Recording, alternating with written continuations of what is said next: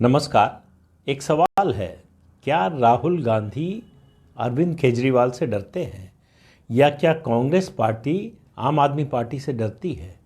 ये सवाल इसलिए कि आप अगर लगातार देखते रहे हों कि जब विपक्षी एकता की बात चलती है, विपक्षी दलों को न्योता दिया जाता है, बुलाया जाता है, साथ बैठक होती है, तो बार बार आम आदमी पार्टी को उससे अलग रखा जाता है। और दूसरी तरफ से भी है, कांग्रेस का ये कहना है कि पहले कई बार हम बुला चुके हैं इनको, ये आते नहीं हैं, इसलिए इनको बुलाना छोड़ दिया।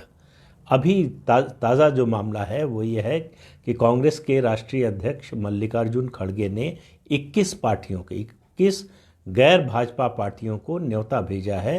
30 जनवरी को श्रीनगर में राहुल गांधी की भारत जोड़ो यात्रा का समापन हो रहा है।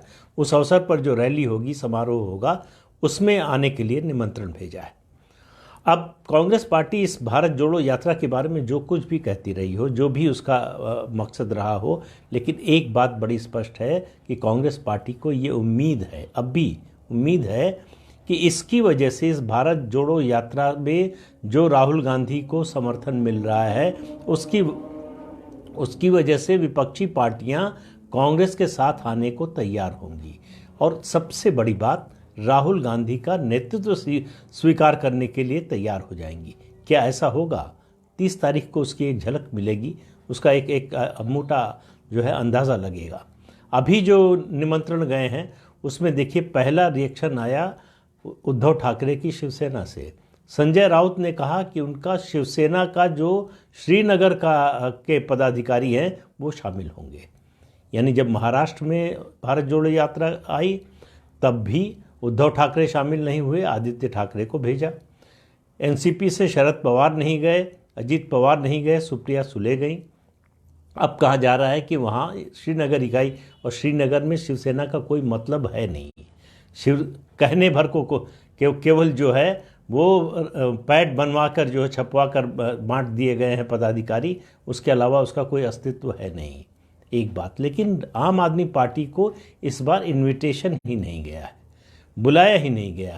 क्यों?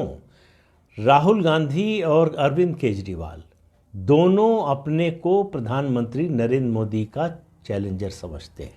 समस्या यहाँ है, अरविंद केजरीवाल को लगता है कि मोदी को अगर कोई चुनौती दे सकता है तो मैं दे सकता हूँ, और राहुल गांधी को लगता है कि सबसे बड़ी पार्टी का नेता होने के नाते, विपक्ष की सबसे बड़ी पार्टी और देश की सबसे पुरानी पार्टी का नेता होने के कारण मोदी को कोई चैलेंज कर सकता है तो वो कर सकते हैं। दोनों के अपने अपने दावे हैं, लेकिन आप देखिए फ़र्क क्या है। फ़र्क ये है कि कांग्रेस पार्टी घटती हुई पार्टी है, यानी लोकप्रियता, जनाधार और उसके अलावा उसका वोट, सब कुछ घट रहा है। आम आदमी पार्टी ऐसी पार्टी है, छोटी है कांग्रेस के मुकाबले, लेकिन उसका जनाधार बढ़ रहा है। 1 से 2 राज्यों में सरकार हो गई। अभी हाल ही में गुजरात में चुनाव हुए तो 13% वोट मिला और उसके विधायक भी जीत कर आए। इसी तरह से गोवा में भी उसके विधायक जीते हैं।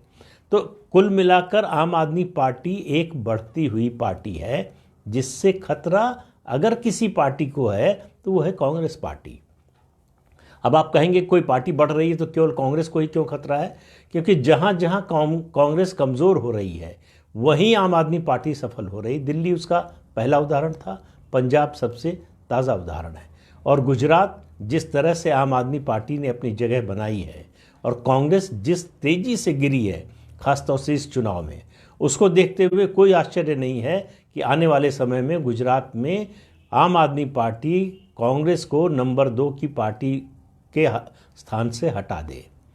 तो राहुल गांधी, केजरीवाल, 2024 में इनकी क्या भूमिका होगी? विपक्षी एकता बहुत कुछ इस पर निर्भर करेगी।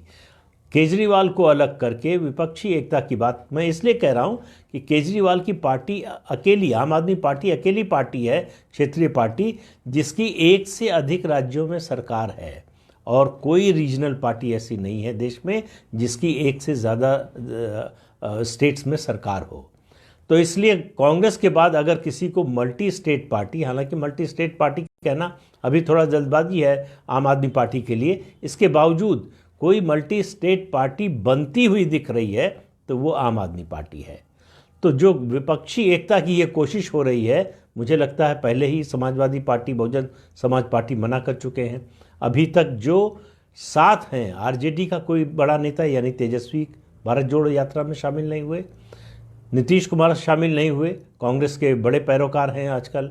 इस तरह से आप देखिए, अलग अलग पार्टियों की बात कीजिए तो तमिलनाडु में एमके स्टालिन के अलावा फिर उसके बाद आगे कहीं कोई बड़ा नेता विपक्षी दल का शामिल नहीं हुआ इस भारत जोड़ो यात्रा में। अब कोशिश की जा रही, मल्लिकार्जुन खड़गे ने जो ये इनविटेशन दिया है, निमंत्रण दिया है, उसके जरिए कि राहुल गांधी के नाम पर विपक्षी एकता हो रही है, उनके नाम पर लोग साथ आने को तैयार हैं, ये संदेश देने की कोशिश हो रही है। अब वो उसमें कामयाब होंगे या नहीं, 30 जनवरी को उसका रिजल्ट आ जाएगा, तब तक इंतज़ार करते हैं। तो आज के अंक में इतना ही, अगले अंक में फिर मिलेंगे किसी नए मुद्दे के साथ। तब तक के लिए नमस्कार।